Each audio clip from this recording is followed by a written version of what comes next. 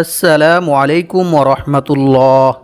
প্রিয় দর্শক, আপনি কি অনেক বেশি বিপদ আপদ, বালা মুসিবত, দুঃখ কষ্ট, দুশ্চিন্তা, পেরেশানি, অভাব অনটন, দারিদ্রতা ও ঋণের মধ্যে আছেন? তাহলে আপনি সকালে ফজরের নামাজের পর সূরা ইখলাস ও ইস্তেগফারের এই গোপন আমলটি করুন। ইনশাআল্লাহ আল্লাহ তাআলা আপনার সকল বিপদ আপদ, বালা মুসিবত, দুঃখ কষ্ট, দুশ্চিন্তা, পেরেশানি, অভাব অনটন, দারিদ্রতা ও ঋণ দূর করে দিবেন এবং আল্লাহ পাক রব্বুল আলামিন আপনাকে গায়বীভাবে অনেক টাকা পয়সা, ধন সম্পদ দিয়ে সাহায্য করবেন। যেভাবে আল্লাহ তাআলা আকাশ থেকে গায়বীভাবে স্বর্ণমুদ্রা, ধন সম্পদ পাঠিয়ে হযরত আইয়ুব আলাইহিস সালামকে এবং অনেক সাহাবায়ে কিরামদেরকে সাহায্য করেছিলেন। সুবহানাল্লাহ। সম্মানিত ভিউয়ার্স, সকালে ফজর নামাজের পর সূরা ইখলাস ও ইস্তেগফারের কোন আমলটি করিলে আল্লাহ তাআলা আপনাকে এই সকল পুরস্কারগুলি দান করবেন, সে আমলটি সম্পর্কে জানতে চাইলে ভিডিওটি স্কিপ না করে সম্পূর্ণ ভিডিওটি মনোযোগ দিয়ে দেখতে থাকুন। আর ভিডিওটি ভালো লাগলে লাইক, কমেন্ট, শেয়ার করে চ্যানেলটি সাবস্ক্রাইব করে আমাদের পাশে থাকুন। সম্মানিত ভিউয়ার্স, আপনি যদি সকালে ফজর নামাজের পর সূরা ইখলাস ও ইস্তেগফার এই নিয়মে পাঠ করে আমল করেন, তাহলে ইনশাআল্লাহ অল্প কিছুদিনের মধ্যে আল্লাহ তাআলা আপনার সকল অভাব অনটন, দারিদ্রতা ও ঋণ দূর করে দিবেন এবং আল্লাহ পাক রব্বুল আলামিন আপনাকে গায়বীভাবে অনেক টাকা পয়সা, ধন সম্পদ দিয়ে সাহায্য করবেন। এমনকি এক সাহাবী নিজেও সূরা ইখলাসের আমল করার ফলে অল্প কিছুদিনের মধ্যে অভাব অনটন, দারিদ্রতা থেকে মুক্ত হয়ে অনেক টাকা পয়সা, ধন সম্পদের মালিক হয়ে গিয়েছিল। সুবহানাল্লাহ। আর এটা কোনো সাধারণ আমল নয়, বরং সূরা ইখলাসের আমল স্বয়ং রাসূল সাল্লাল্লাহু আলাইহি ওয়াসাল্লাম নিজে সাহাবায়ে কিরামদেরকে শিখিয়েছিলেন। সম্মানিত ভিউয়ার্স, এখন আমি আপনাদেরকে জানিয়ে দেব হযরত আইয়ুব আলাইহিস সালাম কোন আমল করার কারণে এবং কি দোয়া পাঠ করার কারণে আল্লাহ তাআলা আকাশ থেকে গায়বীভাবে স্বর্ণমুদ্রা, ধন সম্পদ পাঠিয়ে সাহায্য করেছিলেন। হাদিস শরীফের মধ্যে বলা হয়েছে, হযরত আইয়ুব আলাইহিস সালামের দুইটি উঠান ছিল। একটি ছিল গম শুকানোর জন্য আর অপরটি ছিল যব শুকানোর জন্য। মহান আল্লাহ তাআলা সেই দুইটি উঠানের উপর 2 খণ্ড মেঘমালা পাঠালেন। এক খণ্ড মেঘমালা সেই গমের উঠানে এমনভাবে স্বর্ণ ফেলল যে সেটি পূর্ণ হয়ে গেল। সুবহানাল্লাহ। অন্য মেঘমালাটি অপর উঠানের মধ্যে এমনভাবে রৌপ্য বর্ষণ করল যে সেটিও পূর্ণ হয়ে গেল। সুবহানাল্লাহ। সহিহ ইবনে হিব্বান, হাদিস নং 2898। এছাড়াও অন্য এক হাদিসে বলা হয়েছে, আল্লাহর পক্ষ থেকে ঝাঁকে ঝাঁকে স্বর্ণের পঙ্গপাল আইয়ুব আলাইহিস সালামের নিকট এসেছিলেন এবং তিনি সেগুলি সংগ্রহ করেছিলেন। আল্লাহর রাসূল সাল্লাল্লাহু আলাইহি ওয়াসাল্লাম বলেন, একবার হযরত আইয়ুব আলাইহিস সালাম গোসল করতেছিলেন। এমন্ত অবস্থায় এক ঝাঁক স্বর্ণের পঙ্গপাল তার উপর পড়তে শুরু করেন এবং তিনি সেগুলি মুঠি মুঠি করে তার কাপড়ে জমা করছিলেন। সুবহানাল্লাহ। বুখারী শরীফ, হাদিস নং 7493। সম্মানিত ভিউয়ার্স, সূরা ইখলাস পবিত্র কোরআনের খুবই ক্ষুদ্রতম একটি সূরা। আমি আশা করছি আপনারা সকলেই সূরাটি জানেন। তারপরেও আমি সহিশুদ্ধভাবে আপনাদেরকে সূরা ইখলাস পাঠ করে শোনাবো। ইনশাআল্লাহ আপনারা আমার থেকে শুনে শুনে সহিশুদ্ধভাবে সূরা ইখলাস মুখস্থ করে নেবেন। আউযু বিল্লাহি মিনাশ শাইতানির রাজীম। বিসমিল্লাহির রহমানির রহিম। কুল হুয়াল্লাহু আহাদ, আল্লাহুস সামাদ, লাম ইয়ালিদ ওয়া লাম ইউলাদ ওয়া লাম ইয়াকুল লাহু কুফুয়ান আহাদ। সাদাকাল্লাহুল আযীম। সম্মানিত ভিউয়ার্স, আমলটি করার জন্য অবশ্যই আপনাদেরকে সূরা ইখলাস সহিশুদ্ধভাবে পাঠ করতে হবে। তাই আপনারা আমার থেকে শুনে শুনে সহিশুদ্ধভাবে সূরা ইখলাস মুখস্থ করে নেবেন। আর আমলটি করার জন্য আপনাদেরকে বেশি কিছু করতে হবে না। শুধু আমি যে নিয়ম বলে দেব সেই নিয়মে আপনারা পবিত্র কোরআনের এই ছোট্ট সূরা অর্থাৎ সূরা ইখলাস পাঠ করে আমল করবেন। তাহলে ইনশাআল্লাহ অল্প কিছুদিনের মধ্যে আল্লাহ তাআলা আপনাদের সকল অভাব অনটন, দারিদ্রতা ও ঋণ দূর করে দিবেন এবং আল্লাহ পাক রব্বুল আলামিন আপনাদেরকে গায়বীভাবে অনেক টাকা পয়সা, ধন সম্পদ দিয়ে সাহায্য করবেন। তবে মনে রাখতে হবে, প্রতিটি আমল করার জন্য অবশ্যই আল্লাহর উপর এবং আল্লাহর কোরআনের উপর দৃঢ় বিশ্বাস রাখতে হবে। তবেই আপনি আমলটি করে রেজাল্ট পাবেন এবং উপকৃত হবেন। অন্যথায় আপনার এই আমল বৃথা হয়ে যাবে। কারণ আল্লাহ তাআলা বলেন, আমি এই কোরআন সৃষ্টি করেছি মুমিনদের শেফার জন্য। আর যারা আল্লাহর উপর বিশ্বাস রাখে, আল্লাহর উপর ভরসা করে, তাদের জন্য আল্লাহই যথেষ্ট। আল্লাহ তাআলা তাদের মনের সকল ইচ্ছা পূর্ণ করবেনই। সুবহানাল্লাহ। তাই আমলটি করার জন্য অবশ্যই আপনাদেরকে মনে প্রাণে বিশ্বাস রাখতে হবে যে আমি এই আমলটি করার ফলে আল্লাহ তাআলা আমাকে গায়বীভাবে টাকা পয়সা ধন সম্পদ দিয়ে সাহায্য করবেন, যেভাবে আল্লাহ তাআলা তার নবী হযরত আইয়ুব আলাইহিস সালামকে এবং অনেক সাহাবায়ে কেরামদেরকে গায়বীভাবে টাকা পয়সা ধন সম্পদ দিয়ে সাহায্য করেছিলেন। সুবহানাল্লাহ। সম্মানিত ভিউয়ার্স, এখন আমি আপনাদেরকে জানিয়ে দেব সূরা ইখলাসের কিছু বিশেষ ফজিলতের বিষয়ে, যে ফজিলতগুলি সম্পর্কে জানলে আপনারা বুঝতে পারবেন যে সূরা ইখলাস কতটা গুরুত্বপূর্ণ এবং মর্যাদাপূর্ণ একটি সূরা। এক সাহাবী যুদ্ধের ময়দানে নামাজের ইমামতি করার সময় বারবার সূরা ইখলাস পাঠ করেন। অন্য সাহাবীরা যুদ্ধ থেকে ফিরে এসে রাসূল সাল্লাল্লাহু আলাইহি ওয়াসাল্লামকে এই বিষয়টি সম্পর্কে অবগত করেন। রাসূল সাল্লাল্লাহু আলাইহি ওয়াসাল্লাম তাদেরকে বললেন, তোমরা তাকে গিয়ে জিজ্ঞেস করো কেন সে এরূপ করেছে। সাহাবীরা যখন তাকে জিজ্ঞেস করলেন, তখন সেই সাহাবী জানালেন, এই সূরায় আল্লাহর গুণাবলী বর্ণিত হয়েছে, তাই আমি এই সূরাকে ভালোবাসি। অতঃপর সাহাবীরা যখন রাসূল সাল্লাল্লাহু আলাইহি ওয়াসাল্লামের কাছে এসে একথা বললেন, তখন রাসূল সাল্লাল্লাহু আলাইহি ওয়াসাল্লাম তাদেরকে বললেন, তোমরাও তাকে গিয়ে বলো আল্লাহ তাআলাও তাকে ভালোবাসেন। সুবহানাল্লাহ। আল্লাহু আকবার। বুখারী শরীফ, হাদিস নং 7375। সম্মানিত ভিউয়ার্স, একটু চিন্তা করে দেখুন, যে ব্যক্তিকে স্বয়ং আল্লাহ তাআলা নিজে ভালোবাসেন, আল্লাহ তাআলা নিজে পছন্দ করেন, সে ব্যক্তির কি আর কোনো দুশ্চিন্তা, বিপদ আপদ, বালা মুসিবত, দুঃখ কষ্ট, পেরেশানি, অভাব অনটন, দারিদ্রতা ও ঋণ থাকতে পারে? কখনোই না। বরং আল্লাহ তাআলা নিজ অনুগ্রহে ওই ব্যক্তির সকল বিপদ আপদ, বালা মুসিবত, অভাব অনটন, দারিদ্রতা ও ঋণ দূর করে দিবেন ইনশাআল্লাহ। তাই আপনারা আজকের ভিডিও থেকে সূরা ইখলাস ও ইস্তেগফারের এই গোপন আমলটি শিখে নিয়ে ইনশাআল্লাহ অবশ্যই আমলটি করার চেষ্টা করবেন। অন্য এক হাদিসে বলা হয়েছে, রাসূল সাল্লাল্লাহু আলাইহি ওয়াসাল্লামের কাছে একবার এক সাহাবী এসে বললেন, হে আল্লাহর রাসূল সাল্লাল্লাহু আলাইহি ওয়াসাল্লাম, আমি সূরা ইখলাসকে ভালোবাসি। তখন রাসূল সাল্লাল্লাহু আলাইহি ওয়াসাল্লাম তাকে বললেন, এ ভালোবাসা তোমাকে জান্নাতে প্রবেশ করাবে। সুবহানাল্লাহ। বুখারী শরীফ, হাদিস নং 774। অন্য এক হাদিসে বলা হয়েছে, আবু হুরায়রা রাদিয়াল্লাহু তাআলা আনহু থেকে বর্ণিত, তিনি বলেন, আমি রাসূল সাল্লাল্লাহু আলাইহি ওয়াসাল্লামের সাথেই ছিলাম। এমন সময় এক ব্যক্তি সূরা ইখলাস তিলাওয়াত করতেছিল। রাসূল সাল্লাল্লাহু আলাইহি ওয়াসাল্লাম তার তিলাওয়াত শুনে বললেন, ওয়াজিব হয়ে গেছে। আমি জিজ্ঞেস করলাম, কি ওয়াজিব হয়ে গেছে হে আল্লাহর রাসূল সাল্লাল্লাহু আলাইহি ওয়াসাল্লাম? তিনি বললেন, জান্নাত। সুবহানাল্লাহ। মুয়াত্তা মালিক, হাদিস নং 257। সম্মানিত ভিউয়ার্স, এখন আমি আপনাদেরকে জানিয়ে দেব সূরা ইখলাস কি নিয়মে পাঠ করে আমল করিলে আল্লাহ তাআলা আপনার 50 বছরের গুনাহ ক্ষমা করে দিবেন। সুবহানাল্লাহ। রাসূল সাল্লাল্লাহু আলাইহি ওয়াসাল্লাম বলেন, যে ব্যক্তি প্রতিদিন 200 বার সূরা ইখলাস পাঠ করে আমল করবে, তার 50 বছরের গুনাহ ক্ষমা করে দেওয়া হবে। সুবহানাল্লাহ। তবে ঋণ থাকলে তা মাফ হবে না। নাউযু বিল্লাহি মিন যালিক। তিরমিজি শরীফ, হাদিস নং 2898। সম্মানিত ভিউয়ার্স, ঋণ হচ্ছে এরকম মারাত্মক একটি জঘন্য কাজ যে মানুষ যখন ঋণগ্রস্ত হয়ে যায় তখন তার আর কোনো কিছুই ভালো লাগে না। তখন সে ঋণের চিন্তায় পেরেশানিতে অসুস্থ হয়ে পড়ে। তাই সে দ্রুত ঋণ থেকে মুক্ত হতে চায়। আর দ্রুত ঋণ থেকে মুক্ত হওয়ার জন্য সে ব্যক্তি অনেক অবৈধ পন্থায় টাকা পয়সা উপার্জন করতে চায়। চুরি ডাকাতি, মিথ্যা কথা সহ অসংখ্য অগণিত খারাপ কাজের মধ্যে লিপ্ত হয়ে যায়। কারণ মানুষের যখন ঋণ থাকে তখন তার আর কোনো কিছুই ভালো লাগে না। তাই আজকের ভিডিওতে আমি আপনাদেরকে সূরা ইখলাস ও ইস্তেগফারের এমন একটি আমল শিখিয়ে দেব, যে আমলটি করিলে আল্লাহ তাআলা আপনার পাহাড় পরিমাণ ঋণ পরিশোধ করার ব্যবস্থা করে দিবেন ইনশাআল্লাহ। তাই ভিডিওটি না টেনে সম্পূর্ণ ভিডিওটি মনোযোগ দিয়ে দেখতে থাকুন।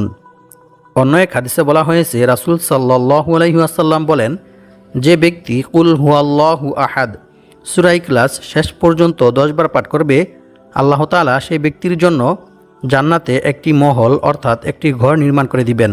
সুবহানাল্লাহ। আল্লাহু আকবার। অপর এক হাদিসে বলা হয়েছে, আবু সাঈদ খুদরি রাদিয়াল্লাহু তাআলা আনহু থেকে বর্ণিত, তিনি বলেন, এক ব্যক্তি অন্য এক ব্যক্তিকে রাতে বারবার সূরা ইখলাস পাঠ করতে শুনেন। অতঃপর সকাল হলে ওই ব্যক্তি রাসূল সাল্লাল্লাহু আলাইহি ওয়াসাল্লামকে এই বিষয়টি সম্পর্কে অবগত করেন। রাসূল সাল্লাল্লাহু আলাইহি ওয়াসাল্লাম তার একথা শুনে বললেন, ওই সত্তার শপথ যার হাতে আমার প্রাণ, অবশ্যই এই সূরা অর্থাৎ সূরা ইখলাস পবিত্র কোরআন মাজিদের 1/3 সমান। সুবহানাল্লাহ। বুখারী শরীফ হাদিস নং 5013। অর্থাৎ যে ব্যক্তি সূরা ইখলাস 3 বার পাঠ করবে তার আমলনামায় 1 খতম কোরআন তিলাওয়াত করার সওয়াব লেখা হবে। সুবহানাল্লাহ।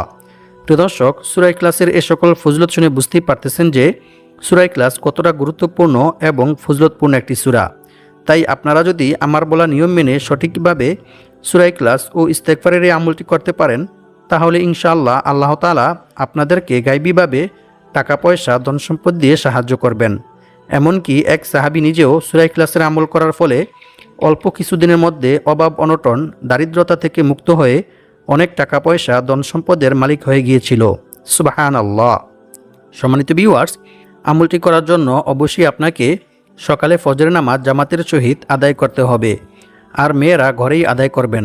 তারপর আপনারা পরিষ্কার পরিচ্ছন্ন পাক পবিত্র একটি জায়গায় বসে আমলটি করবেন। আমলটি করার জন্য প্রথমে আপনাদেরকে একটি বিশেষ দুরূদ শরীফ ও ইস্তেগফার পাঠ করতে হবে।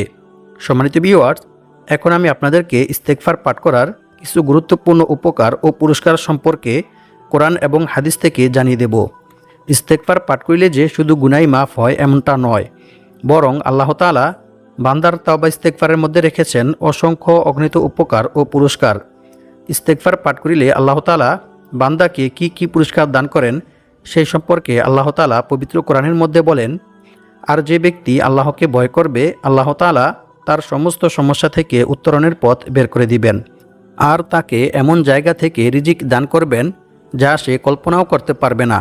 অর্থাৎ অকল্পনীয় উৎস থেকে গায়বীভাবে আল্লাহ তাআলা তার রিজিকের ব্যবস্থা করে দিবেন। সুবহানাল্লাহ, আল্লাহু আকবার। আর যে ব্যক্তি আল্লাহর উপর ভরসা করবে তার জন্য তিনি যথেষ্ট হবেন, নিশ্চয়ই আল্লাহ তাআলা তার সমস্ত ইচ্ছা পূর্ণ করবেনই। সুবহানাল্লাহ। সূরাতুত তলাক আয়াত নং 2 থেকে 3। সম্মানিত ভিউয়ার্স, আল্লাহ তাআলাকে ভয় করার সর্বোত্তম মাধ্যম হচ্ছে তাওবা ইস্তেগফার করা, ক্ষমা প্রার্থনা করা।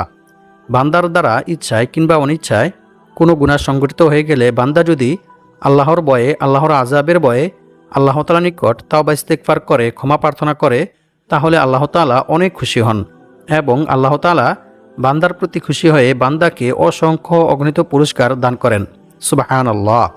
রাসূল সাল্লাল্লাহু আলাইহি ওয়াসাল্লাম বলেছেন, যে ব্যক্তি বেশি বেশি তাওবা ইস্তেগফার পাঠ করবে আল্লাহ তাআলা তার সমস্ত সমস্যা থেকে উত্তরণের পথ বের করে দিবেন, তার সমস্ত বিপদ আপদ বালা মুসিবত দুঃখ কষ্ট পেরেশানি অভাব অনটন দারিদ্রতা দূর করে দিবেন এবং আল্লাহ পাক রব্বুল আলামিন তাকে এমন জায়গা থেকে রিজিক দান করবেন যা সে কল্পনাও করতে পারবে না। অর্থাৎ তার ধারণার বাইরে থেকে গায়বীভাবে আল্লাহ তাআলা তার রিজিকের ব্যবস্থা করে দিবেন। সুবহানাল্লাহ। সুনানে আবু দাউদ হাদিস নং 1518। আর আল্লাহ তাআলার উপর ভরসা করার সর্বোত্তম মাধ্যম হচ্ছে বিপদ আপদ বালা মুসিবত দুঃখ কষ্ট পেরেশানি অভাব অনটন দারিদ্রতা সর্ব অবস্থায় আল্লাহর উপর ভরসা করতে হবে। আল্লাহ ব্যতীত অন্য কারো উপর ভরসা করা যাবে না, এমনকি অন্য কারো কাছে নিজের সমস্যার কথাও বলা যাবে না। কারণ রাসূল সাল্লাল্লাহু আলাইহি ওয়াসাল্লাম বলেছেন, অভাব ও সমস্যাগ্রস্ত কোনো ব্যক্তি যখন তার অভাব ও সমস্যার কথা মানুষের কাছে বলে, মানুষের কাছে সাহায্য চায়, তখন তার সে অভাব পূর্ণ করা হয় না। নাউযু বিল্লাহি মিন যালিক। পক্ষান্তরে যে ব্যক্তি তার অভাব ও সমস্যার কথা আল্লাহ তাআলার নিকট বলে, আল্লাহ তাআলার কাছে সাহায্য চায়, অচিরেই আল্লাহ তাআলা তার অভাব ও সমস্যা দূর করে দেন।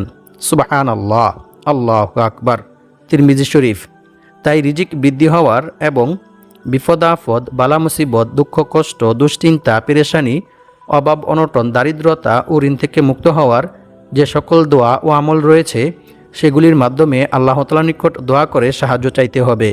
তবেই আল্লাহ তাআলা আপনার সকল বিপদ আপদ বালা মুসিবত দুঃখ কষ্ট পেরেশানি অভাব অনটন দারিদ্রতা ও ঋণ দূর করে দিবেন ইনশাআল্লাহ। সম্মানিত ভিউয়ার্স, এখন আমি আপনাদেরকে জানিয়ে দেব সকালে ফজর নামাজের পর সূরা ইখলাস ও ইস্তেগফারের এই গোপন আমলটি কী নিয়মে করতে হবে এবং কতবার পাঠ করতে হবে। রাসূল সাল্লাল্লাহু আলাইহি ওয়াসাল্লাম বলেন, যে ব্যক্তি বেশি বেশি তাওবা ইস্তেগফার পাঠ করবে আল্লাহ তাআলা তাকে এমন জায়গা থেকে রিজিকের ব্যবস্থা করে দিবেন যা সে কল্পনাও করতে পারবে না। সুবহানাল্লাহ, আল্লাহু আকবার। সম্মানিত ভিউয়ার্স, আমলটি করার জন্য অবশ্যই আপনাকে সকালে ফজরের নামাজ জামাতের সহিত আদায় করতে হবে। তারপর পাক পবিত্র পরিষ্কার পরিচ্ছন্ন হয়ে পরিষ্কার পরিচ্ছন্ন একটি জায়গায় বসে আমলটি করবেন। আমলটি করার জন্য প্রথমে আপনাদেরকে একটি বিশেষ দুরূদ শরীফ পাঠ করতে হবে। কারণ হজরত ওমর বিন খাত্তাব রাদিয়াল্লাহু তাআলা আনহু বলেন, নিশ্চয়ই বান্দার কোনো দোয়া বা আমল আল্লাহ তাআলার দরবারে ততক্ষণ পর্যন্ত পৌঁছায় না যতক্ষণ পর্যন্ত না বান্দা তার নবীর প্রতি দুরূদ পাঠ না করে। অর্থাৎ যে কোনো আমল বা দোয়া করার পূর্বে রাসূল সাল্লাল্লাহু আলাইহি ওয়াসাল্লামের উপর দুরূদ পাঠ না করা হলে সেই দোয়া বা আমল আল্লাহ তাআলার দরবারে পৌঁছায় না, তা আসমান ও জমিনের মধ্যবর্তী স্থানে ঝুলন্ত অবস্থায় আড়াল করে রেখে দেন। নাউযু বিল্লাহি মিন যালিক। তাই আমাদেরকে প্রথমে একটি দুরূদ শরীফ পাঠ করতে হবে। দুরূদ শরীফটি হচ্ছে আল্লাহুম্মা সাল্লি ওয়া সাল্লিম আলা নাবিয়িনা মুহাম্মদ। এই দুরূদ শরীফটি আমাদেরকে ৮১ বার পাঠ করতে হবে। তারপর একটি বিশেষ ইস্তেগফার পাঠ করবেন।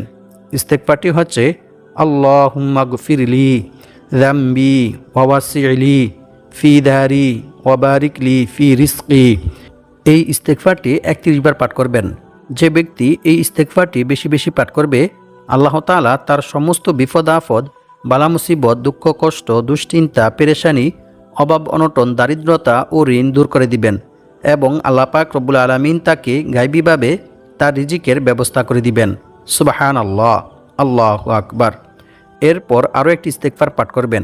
সেই ইস্তেগফারটি হচ্ছে আল্লাহুম্মা ইন্নী আউযু বিকা মিনাল কিল্লাতি ওয়াল ফাকরি ওয়াযিল্লাতি ওয়া আউযু বিকা আন আযলিমা আও উযলিমা।